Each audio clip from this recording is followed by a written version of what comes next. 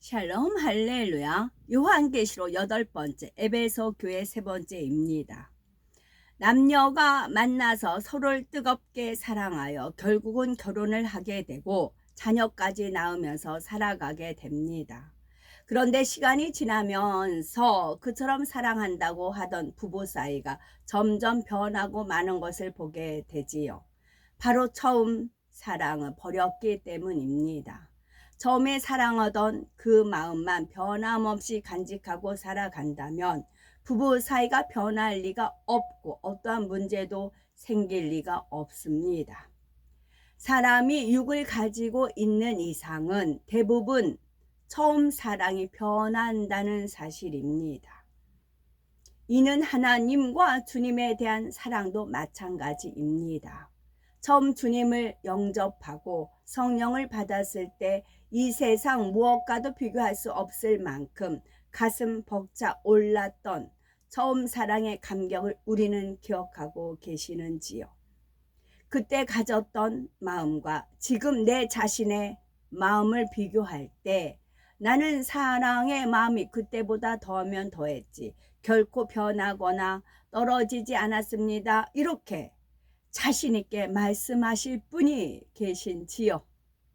아니면 혹여 그거야 처음에나 그런 거지. 처음 사랑을 변함없이 간직하며 신앙생활 하는 사람이 얼마나 되겠습니까? 하며 처음 사랑을 잃어버린 것을 마치 당연한 일처럼 여기시는 분은 안 계신지요?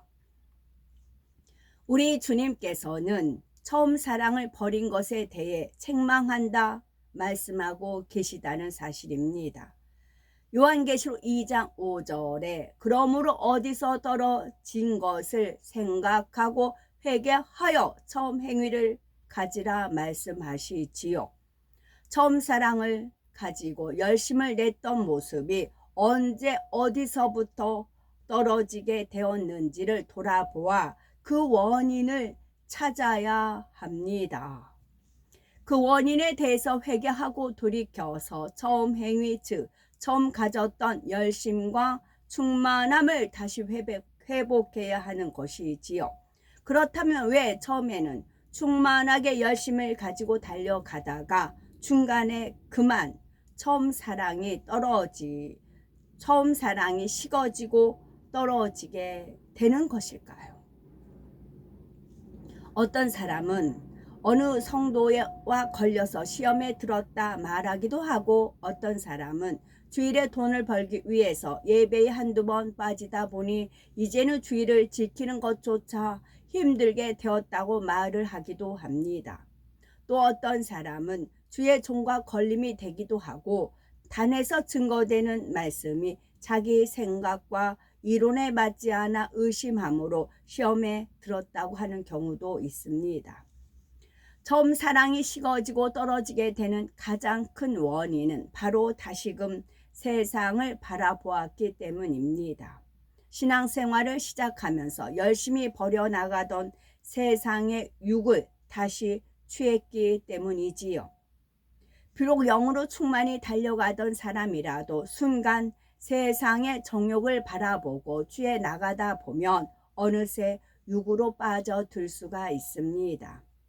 요한일서 2장 15에서 16절에 이 세상이나 세상에 있는 것들을 사랑치 말라. 누구든지 세상을 사랑하면 아버지의 사랑이 그 속에 있지 아니하니 이는 세상에 있는 모든 것이 육신의 정욕과 안목의 정욕과 이생의 자랑이니 다 아버지께로 쫓아온 것이 아니요 세상으로 쫓아온 것이라 했습니다.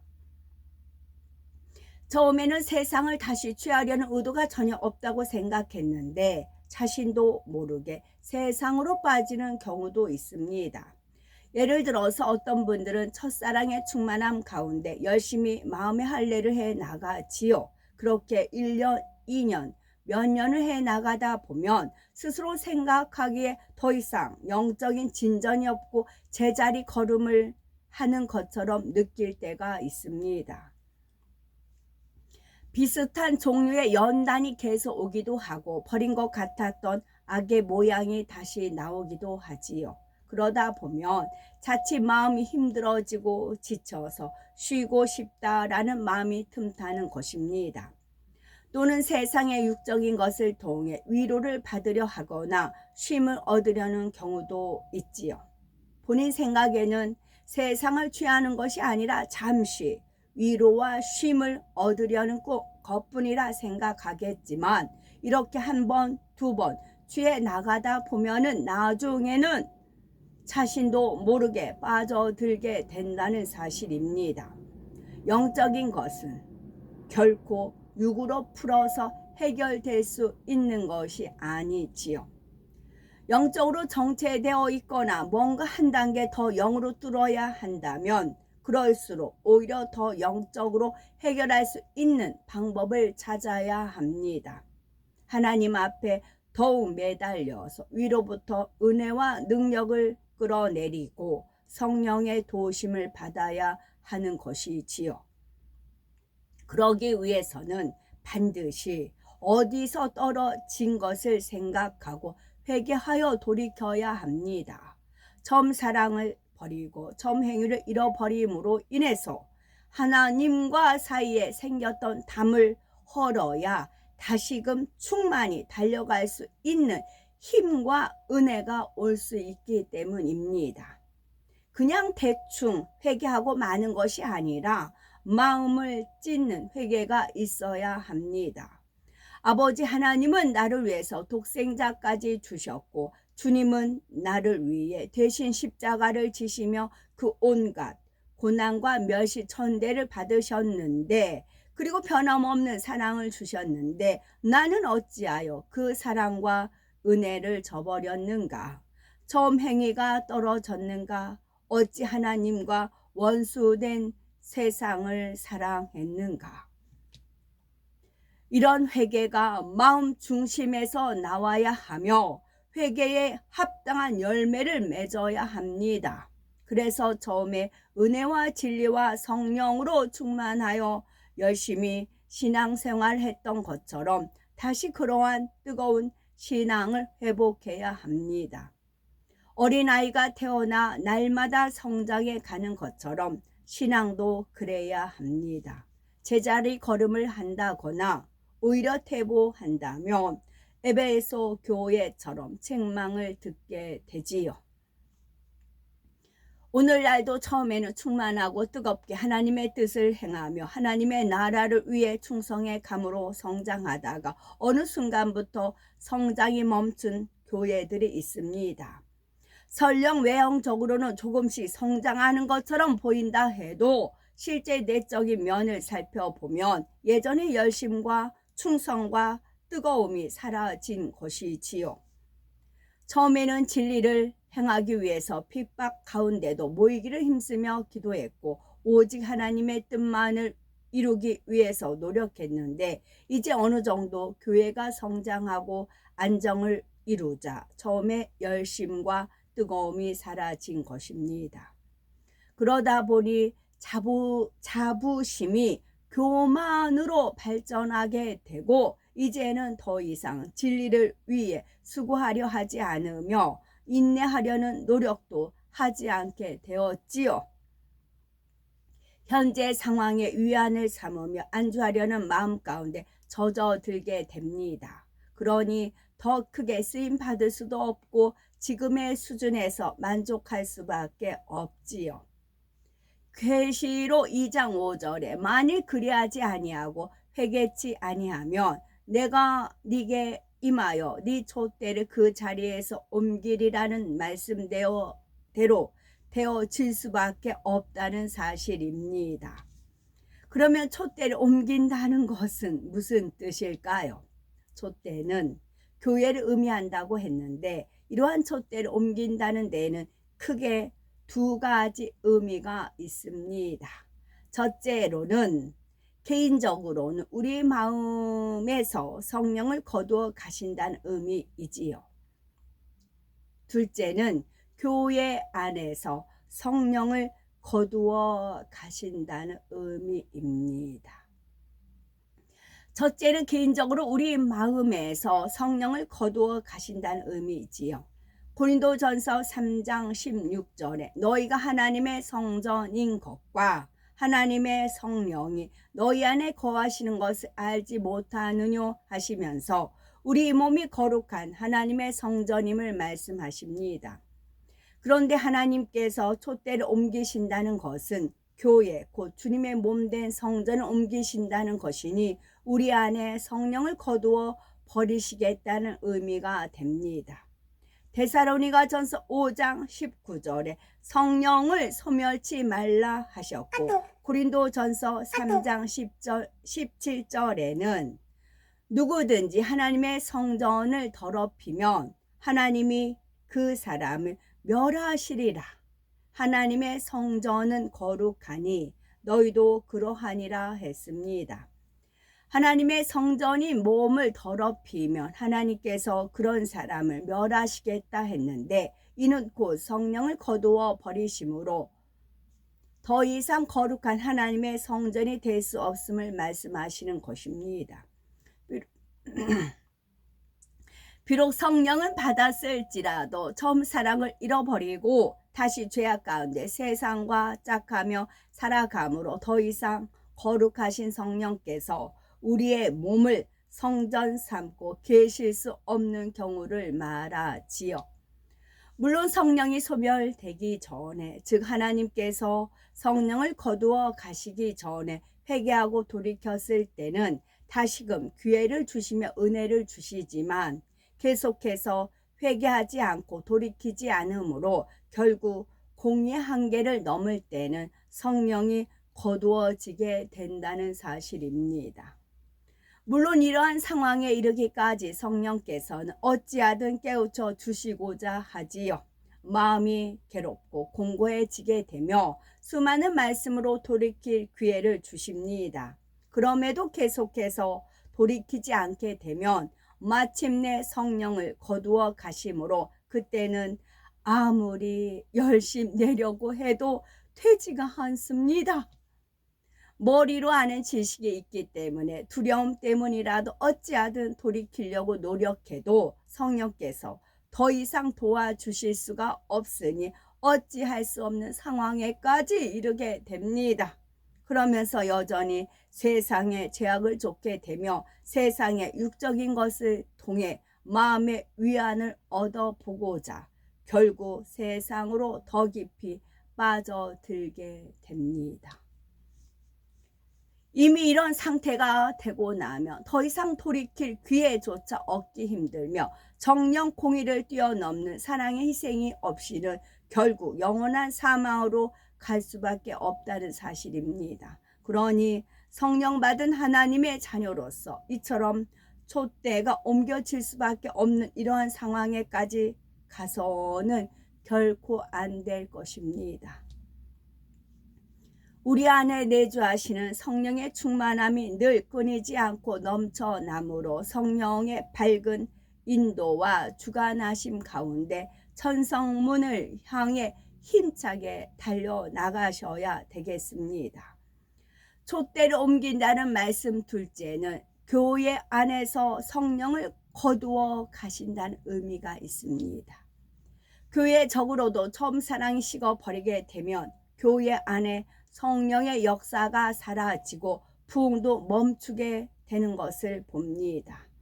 많은 교회가 개척할 당시에는 하나님 앞에 부르짖어 기도하기를 힘쓰고 충만하다가도 어느 정도 부흥을 하고 나면 열심히 식어져 버리는 것을 볼 수가 있습니다.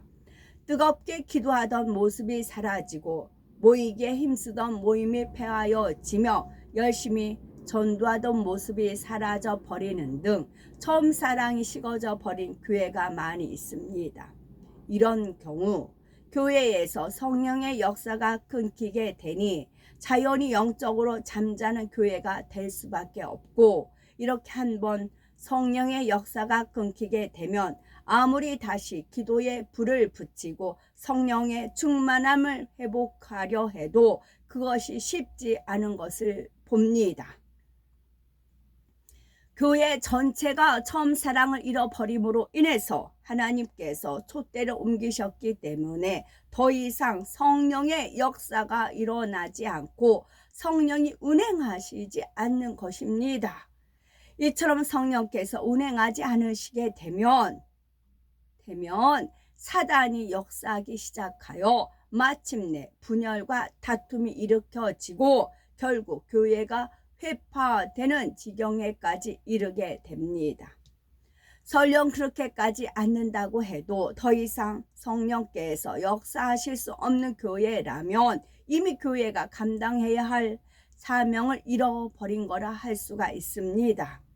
그리고 이 마지막 때를 살고 있는 모든 교회와 성도들이라면 더더욱 베드로전서 4장 7절에 만물의 마지막이 가까웠으니 그러므로 너희는 정신을 차리고 근신하여 기도하라는 말씀을 명심하여 깨어있는 신앙생활을 해야 하겠습니다.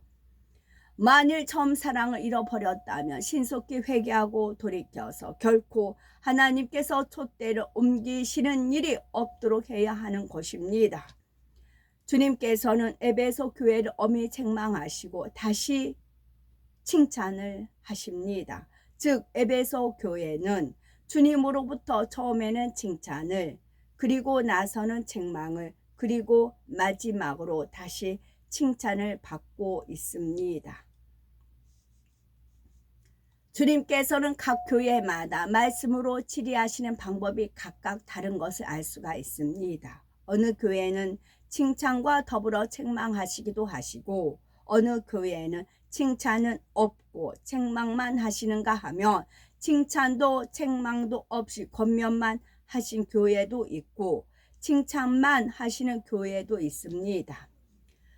우리도 교회에서 하나님을 하거나 가정에서 자녀들을 양육할 때 또는 부부 사이에 서로 권면할 때에도 주님께서 일곱 교회를 치리하시는 방법을 활용하며 좋은 결과를 거둘 수가 있습니다. 그 대표적인 모델이 바로 에베소 교회이지요. 주님께서는 에베소 교회를 책망하시기에 앞서서 먼저 칭찬을 하셨습니다. 우선은 좋은 점을 들어서 칭찬해 주신 후에 잘못된 점을 책망하셨던 것이지요. 우리가 어떤 사람의 잘못을 깨우쳐 주시고자 할 때도 먼저 그것을 책망부터 하고 만다면 이후에는 설령 칭찬을 해도 별로 효과가 없는 것을 볼 수가 있습니다.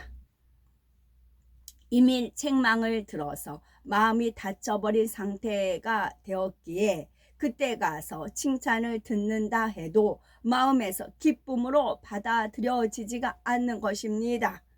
그러므로 어떤 잘못을 지적할 때도 먼저는 상대의 좋은 점을 칭찬해 줌으로써 상대가 마음의 문을 활짝 열고 충만함을 잊게 하는 것이 좋습니다. 그러고 나서 상대의 잘못한 점을 지적해 주면 그래도 상대방이 더 긍정적으로 받아들이게 됩니다. 그런데 상대가 칭찬받을 만한 일이 전혀 없는 경우에는 되도록이면 책망을 하지 않는 것이 좋습니다. 칭찬받을 일이 없는데 거기에다가 책망까지 들으면 그나마 힘을 잃게 되고 위축되고 시험이 들 수가 있습니다. 이런 경우에는 책망을 하지 않고 대신 사랑으로 권면하며 잘 타일러 가르쳐 나가는 것이 지혜로운 방법입니다. 주님께서는 에베소 교회에 대해서 칭찬과 책망을 하신 후 다시 칭찬하실 내용을 조금 남겨두셨지요. 이것은 하나님의 지혜입니다. 주님께서는 처음 사랑을 잃어버린 에베소 교회의 목자와 성도들을 엄히 책망하셨는데 사실 그 책망은 작은 책망이 아니었지요. 촛대를 옮기시겠다는 것은 개인적으로는 하늘나라 생명책에 기록된 이름이 지워져서 구원을 받을 수 못하게 된다는 뜻입니다. 또한 교회적으로는 성령의 역사가 멈춤으로 더 이상 주님의 몸된 교회로서의 사명을 감당할 수 없는 지경에 이르렀다는 뜻이지요. 이러한 말을 들을 때에 당사자들은 얼마나 충격이 컸겠습니까? 주님께서는 에베소 교회의 목자와 성도들을 엄히 책망하신 후에 그래도 그들이 힘을 잃지 않고 어찌하든 회개하고 돌이켜 나아갈 수 있도록 하시기 위해 한 가지 칭찬을 남겨두셨던 것입니다. 6절에 오직 네게 이것이 있으니 네가 니골라 당의 행위를 미워하는도다. 나도 이것을 미워하노라 하신 것입니다. 그렇다면 니골라 당이란 무엇일까요?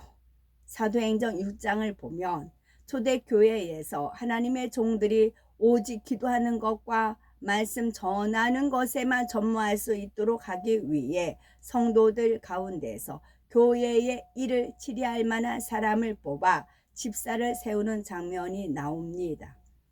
사도행전 6장 2절에서 4절에 보면 12사도가 모든 제자를 불러 이르되 우리가 하나님의 말씀을 제쳐놓고 공개를 일삼는 것이 마땅치 아니하니 형제들아 너희 가운데서 성령과 지혜가 충만하여 칭찬 듣는 사람 7을 택하라. 우리가 이 일을 저희에게 맡기고 우리는 기도하는 것과 말씀 전하는 것을 전무하리라 했습니다.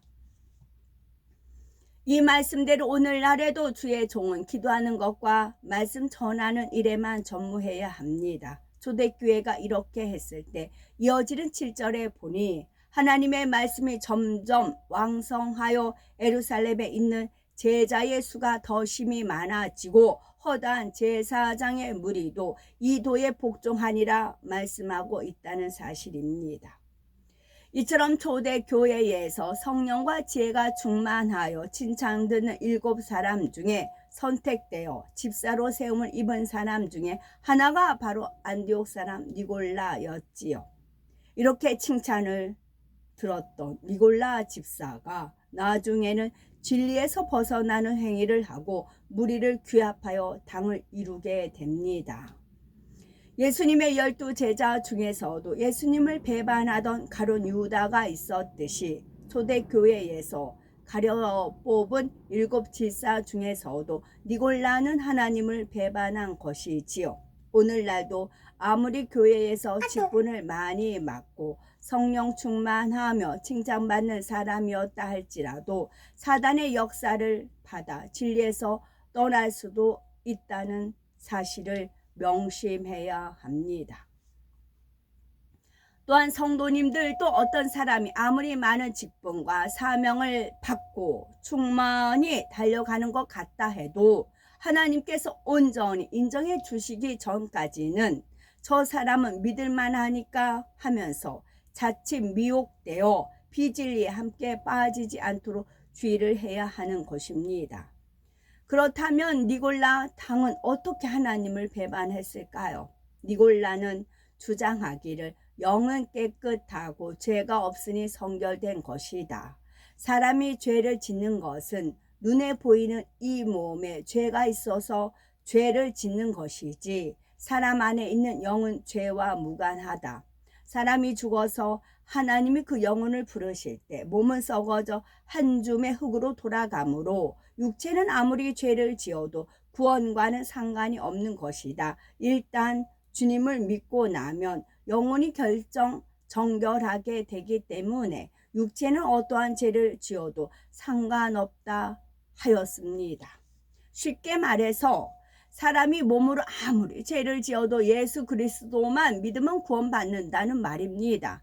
우리가 하나님의 말씀 안에 살기 위해서는 기도하며 수고하는 행위와 인내가 따라야 하는데 그저 교회만 왔다 갔다 하면 설령 죄를 짓고 살아도 구원받는다고 가르친다면 아직 세상을 사랑하고 어둠에 거하는 사람들에게는 이 얼마나 유혹받기 쉬운 말입니까? 설령 열심히 죄를 싸워버리며 나가다가도 자칫 이런 말에 미혹되어 다시금 세상으로 빠질 수가 있는 것입니다.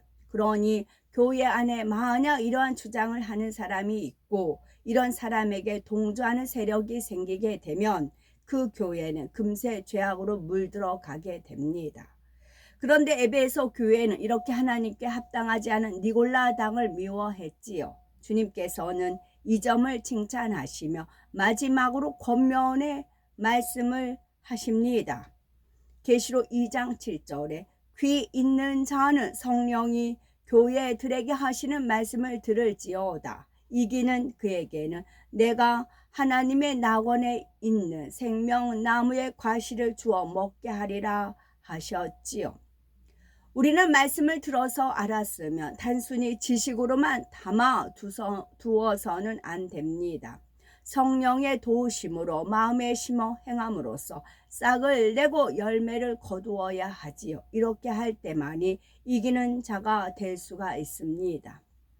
여기서 이긴다는 것은 하나님의 말씀을 듣고 성령의 도우심을 받아 마음에 새겨서 그대로 행하는 사람은 결국 이 세상을 이기게 된다는 의미입니다. 잃어버렸던 처음 사랑을 회복하여 다시금 열심히 진리 안에 살아가게 된다는 것이지요.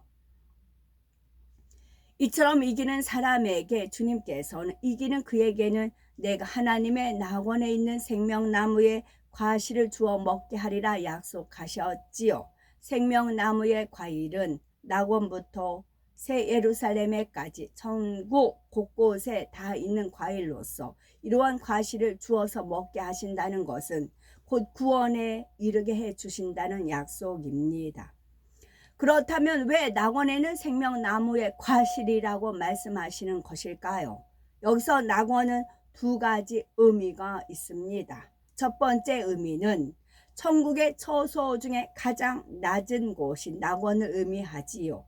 겨우 구원받을 수 있는 사람, 믿음을 가진 사람, 마치 갓난아이와 같은 믿음을 가진 사람이 장차 구원받아 들어가게 되는 처소입니다. 하나님께서는 행한 대로 갚아주시는 분이시므로 천국도 믿음의 분량에 따라서 각각 들어가는 처소가 구분되어 있는데 에베소의 교인들은 처음 사랑을 잃어버렸기에 이제 돌이킬 때는 간신히 구원받게 되는 상태였지요. 비록 처음 사랑을 잃었다 해도 어디서 떨어진 것을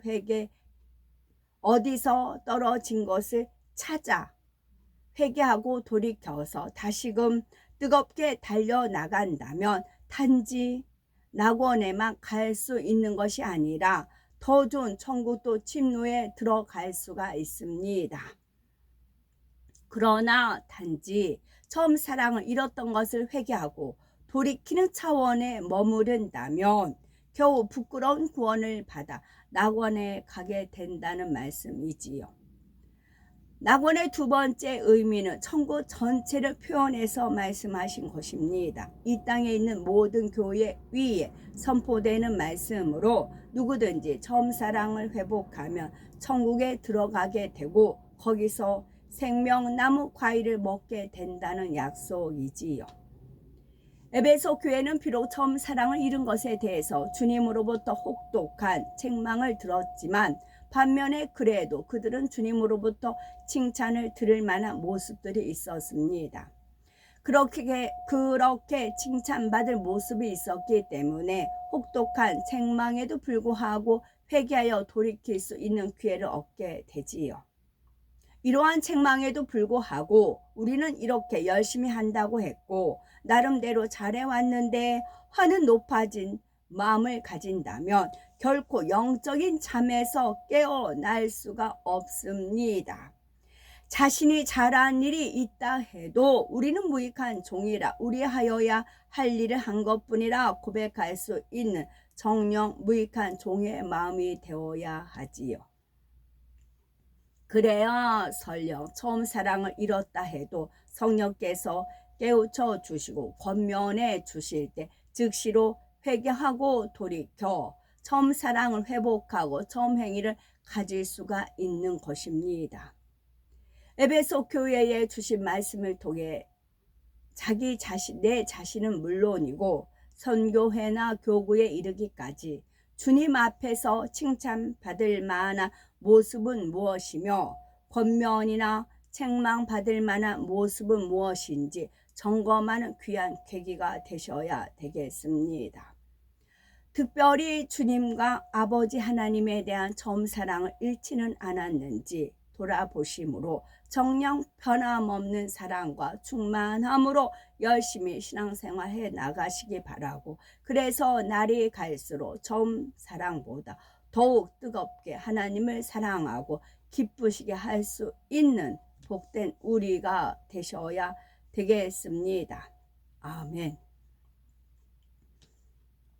제가 천리길도 한 걸음부터 첫 술에 배부르랴 그런 말씀을 종종 드렸고, 그래서 이제 천국을 침노해 나가고 죄를 피 흘리기까지 싸워 나가고, 내가 하고자 하는 노력이 있으면 위에서 은혜와 능력을 주시고 성령께서 도와주셔서 버리지 못한 그 원죄 그런 것도 다 벗어 버릴 수가 있고 할 수 있습니다 라고 이제 제가 종종 말씀을 드렸습니다. 저도 어떤 일 지금 봉착을 했습니다. 정말 낯 놓고 기억자도 모른다 그런 말이 있잖아요. 기억력을 본 적이 없는데 낯을 기억을 넣든 이렇게 니은으로 놨든 모르는 건 진짜 마찬가지죠. 그 현대 히브리어 강의라는 그 전단지가 카톡에 올라왔습니다. 그래서 이제 위에서 리더 오더가 왔죠. 그것을 신청을 하라. 계속 전화했는데도 불발 전화가 안 돼요. 몇 번을 주님께서 전화해봐. 그래서 전화해보면 안 되고 이제 계속 그랬어. 그래서 이제 이게 몇 주인가? 9월 5일까지인데 일주일에 3번, 9월 5일까지 2시간씩 일주일에 3번인데 30만 원이에요. 근데 안 돼요. 그래서 주님 안 돼요. 안 되니까 30만 원 굳었어요. 하고 이제 포기를 했어요. 그랬더니 상대편에서 전화가 왔어요.